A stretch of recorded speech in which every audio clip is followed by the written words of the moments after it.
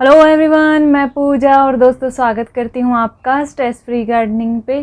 काफ़ी टाइम से सवाल आ रहे थे कि बड़े पत्तों वाला जो मनी प्लांट होता है उसको हम कैसे लगाएं, साथ में उसकी देखभाल कैसे करें कि जो उसकी पत्तियाँ हैं वो बड़ी रहें और पत्तियाँ चमकदार भी रहें। तो आज डिटेल में इसी पर बात करूँगी कि जो बड़ी पत्तियों वाला मनी प्लांट है आप उसको कटिंग से कैसे लगा सकते हैं, किन छोटी छोटी बातों का ध्यान रखते हुए लगा सकते हैं, साथ में इसकी पत्तियों को चमकदार और बड़ा कैसे रख सकते हैं। तो वीडियो के एंड तक बने रहिएगा ताकि आपकी ज़्यादा से ज़्यादा हेल्प हो सके और मेरी ये थोड़ी सी मेहनत आपके ज़्यादा काम आ सके। तो चलिए दोस्तों, वीडियो शुरू करते हैं। तो दोस्तों, मेरे घर के पास ही ये एक पेड़ है जिस पर ये लगा हुआ है, यहीं से हम कटिंग लेंगे। आपको पत्तियाँ नज़र आ रही होंगी कितनी बड़ी बड़ी हैं। ये इस पेड़ पर पूरा ही फैला हुआ है, इसने पूरे ही पेड़ को कवर कर रखा है। तो इसकी जड़ें जो हैं वो बिल्कुल ही इस पेड़ के तने में धसी हुई हैं, बहुत ज़्यादा गहरी चली गई हैं। और जो नीचे की पत्तियां हैं ये देखिए, जिनको जड़ें नहीं मिली हैं पेड़ के पास से तो वो पत्तियां छोटी हैं, और जिनको देखिए आप पेड़ के पास जड़ें चिपकी हुई हैं वो पत्तियां फिर बड़ी हो जाती हैं। ये पुरानी जड़ें हैं, देखिए बिल्कुल ही इसमें चिपकी हुई हैं तने में। तो ये तने में चिपका होने के कारण तने से पोषण लेती हैं और पत्तियां बड़ी होती हैं। तो ये वाला जो रीज़न है ये इसमें काम करता है कि इसकी हर जड़ को जब पोषण मिलता है तो प्लांट ग्रो करता है। यहाँ से मैं कटिंग लूँगी ये वाली, और कुछ ऐसी ही नीचे से ले लेती हूँ। तो दोस्तों, कटिंग्स इसकी मैं ले आई हूँ। ये देखिए, कुछ ज़्यादा मोटी कटिंग्स नहीं है। मोटी कटिंग सरवाइव नहीं कर पाएगी, तो इस बात का ध्यान रखिएगा। बहुत मोटी कटिंग आपको नहीं लेनी है। कटिंग्स लेनी है आपको कुछ इस तरीके की, और ये देखिए कुछ इस तरीके की। इसमें रूट्स आपको नज़र आ रही होंगी कितनी सारी हैं। तो इसको हम कैसे लगाएंगे, चलिए पानी में मैं आपको लगा कर दिखाती हूँ। और इसकी कटिंग लगाने में साथ में आपको चाहिए एक डिस्प्रिन। डिस्प्रिन आपके पास ज़रूर पड़ी होगी, उसका छोटा सा हिस्सा हमें पानी में डालना होगा एक बार। उसका फ़ायदा क्या होता है वो आपको बताती हूँ। चलिए अब हम इसको पानी में लगा लेते हैं। तो जो दोस्तों, जो कटिंग हम लेकर आए हैं कुछ इस तरीके की कटिंग हो। अगर ये देखिए, जैसे इसमें ये निकला हुआ है यहाँ से नया प्लांट, तो ये तो बेस्ट है, ये ज़रूर ग्रो करेगी।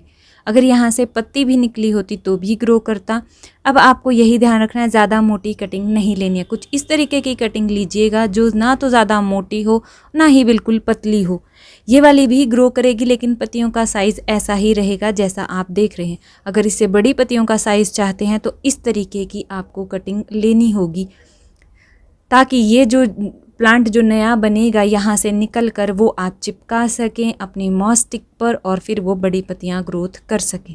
तो कटिंग लगाने के लिए आपको पहले तो कटिंग को ज़्यादा बड़ा नहीं लगाना है। ये देखिए, मैं इसको यहाँ से कट कर रही हूँ। तो इतनी कटिंग ये भी बहुत अच्छे से ग्रो करेगी। ये वाला हिस्सा भी काट देते हैं। तो इतनी कटिंग आपको बेसिकली लेनी है। इसमें आप देखिएगा 1, 2 और 3 नॉड एरिया हैं, बस इससे ज़्यादा नॉड एरिया नहीं है। तो इतना हम इसको पानी में डिप करेंगे, इतना यहाँ तक। तो ये वाली कटिंग, इस तरीके की बड़ी कटिंग ले आते हैं। ये देखिए, आप अगर आप चाहते हैं बहुत जल्दी प्लांट को ग्रो करना, तो यहाँ पर आप देखेंगे इसमें यहाँ स्टेम पर भी नई जो जड़ें हैं वो निकल रही हैं। तो ऐसी कटिंग को आप यहाँ से कट करेंगे, यहाँ से, यानी कि जो फर्स्ट नॉड एरिया होगा और जो दूसरा नॉड एरिया होगा उनके सेंटर से। तो यहाँ बीच से कट करेंगे हम इसको, और इसको हम पानी में लगाएंगे। इसकी नीचे की पत्तियाँ हटा सकते हैं ताकि पानी में ये डिप रहकर गले ना और पानी को सड़ाए ना, इसलिए ये देखिए इसमें ये जो जड़ें हैं ये पानी में डेवलप हो जाएंगी, और फिर जब आप इसको मिट्टी में लगाएंगे तो ये वाली जो जड़ें हैं ये मॉस स्टिक पर चिपक जाएंगी।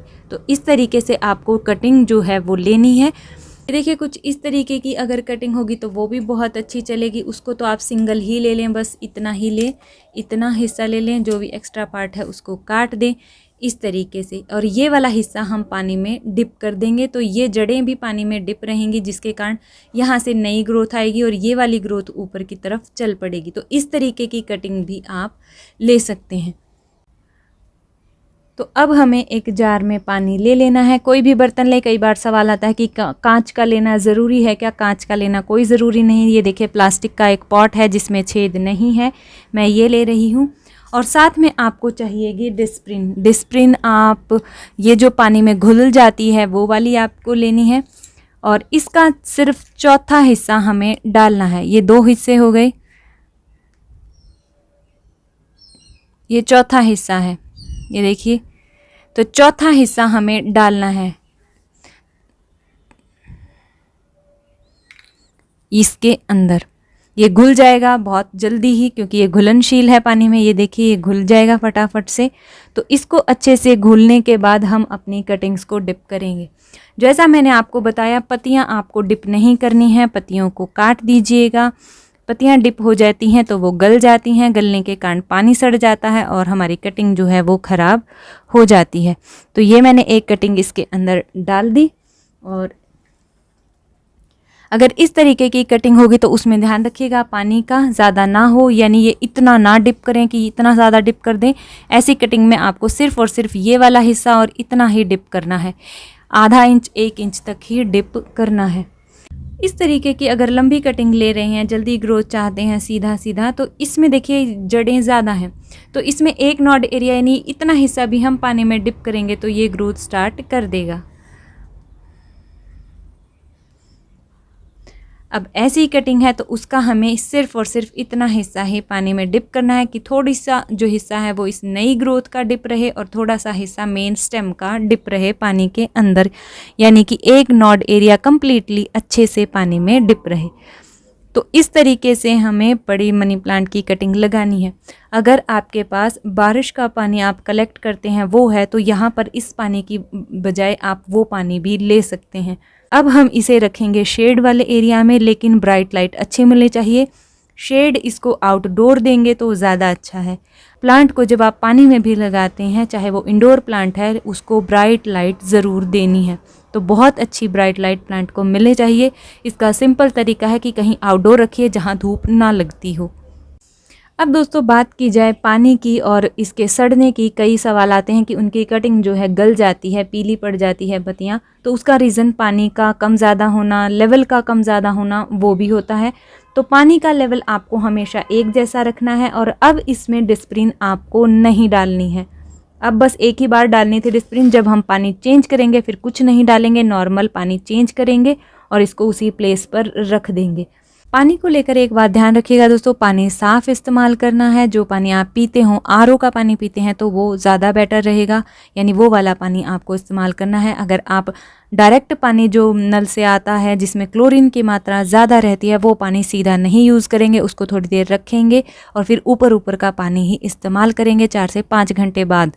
तो इस बात का ध्यान रखिएगा, पानी आपको साफ़ लेना है। क्लोरीन की मात्रा पानी में ज़्यादा रहेगी तो भी कटिंग नहीं चलेगी, पानी खारा होगा तो भी कटिंग नहीं चलेगी। तो जैसे ही 10 से 15 दिन हो जाएंगे, आपके मनी प्लांट में यानी इस प्लांट में जो जड़ें हैं वो कुछ इस तरीके से निकल आएंगी। मैंने इसमें लगा रखा है, देखिए बड़ी पत्तियों वाला है, लेकिन ये बड़ी पत्तियों वाला जेड मनी प्लांट है।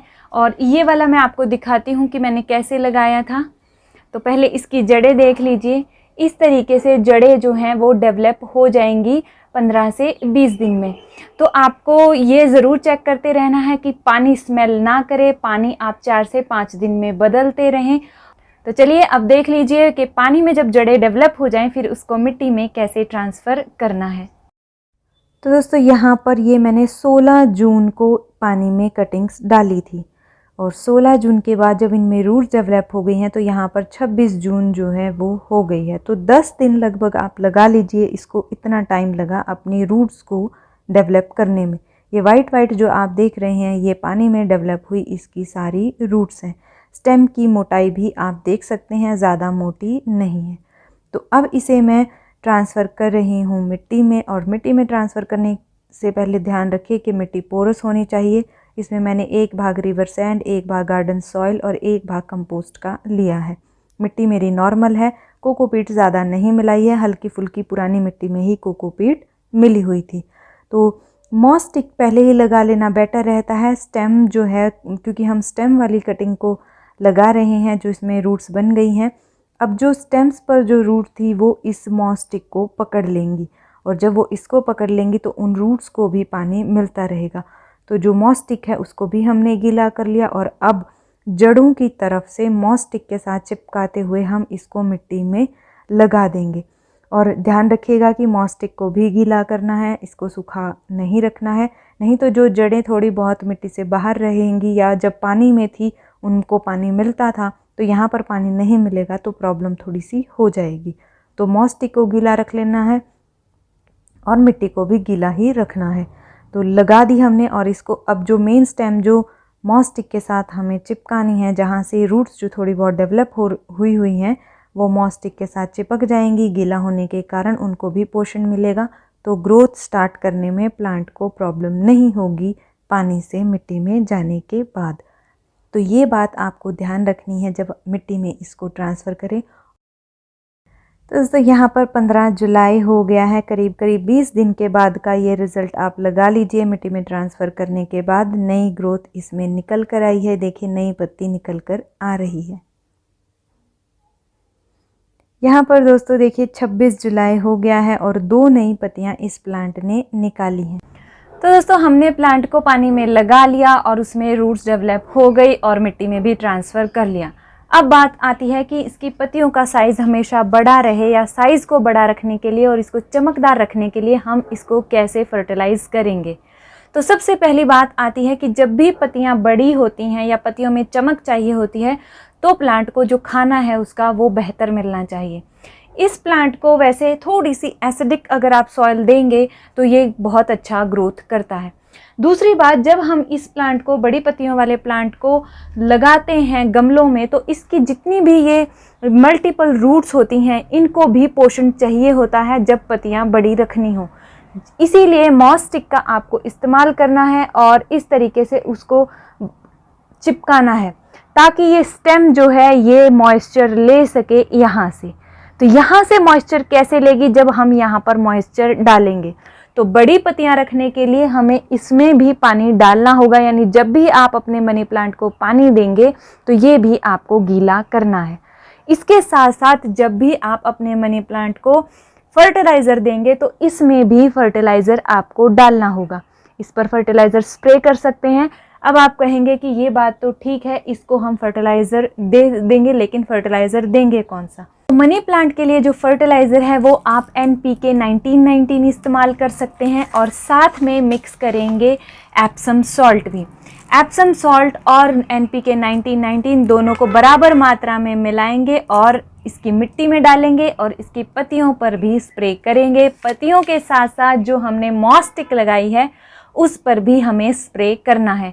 तो इस बात का आपको फर्टिलाइज़ करते हुए अपने मनी प्लांट को ज़रूर ध्यान रखना है। और अगर आप कहते हैं कि आपके पास ये चीज़ें नहीं हैं तो ये काम कैसे करेगा, यानी कि फिर हम क्या दे सकते हैं। फिर आप जो पत्तों की बनी खाद होती है वो आप इस प्लांट को दे सकते हैं। पत्तों की खाद आप सीधा मिट्टी में डालिए गुड़ाई करके, और जो यहाँ पर देना है उसके लिए आपको पत्तों की खाद को 1 रात के लिए भिगो लेना है और उसे छान कर फिर इसको भी गीला उस पानी से कर देना है। तो इस तरीके से इसको भी फर्टिलाइज़र मिल जाएगा, यानी यहाँ पर फर्टिलाइज़र स्टोर हो जाएगा, जिसको जो जड़ें हमने यहाँ पर चिपकाई हैं वो यहाँ से पोषण ले लेंगी। हर जो लीफ नोड होता है उसके पास इस प्लांट की जड़ें होती हैं, तो यहाँ से पोषण लेती रहेंगी पत्तियाँ और बड़ी भी रहेंगी, चमकदार भी रहेंगी। अब बारी आती है कि इसकी पत्तियों को आप कैसे चमकदार रखें और साफ़ रखें। यकीन मानिए जब पौधे की पत्तियां साफ़ रहती हैं तो वो खाना बहुत अच्छे से बना पाती हैं, और जब खाना अच्छे से बनाएंगी तो चमकदार भी रहेंगी। तो सॉल्यूशन क्या रहेगा, कुछ भी नहीं। जो चाय पत्ती होती है, जो चाय हम पीते हैं, उसका 1 चम्मच आपको 1 गिलास पानी में घोल लेना है, कुछ इस तरीके से।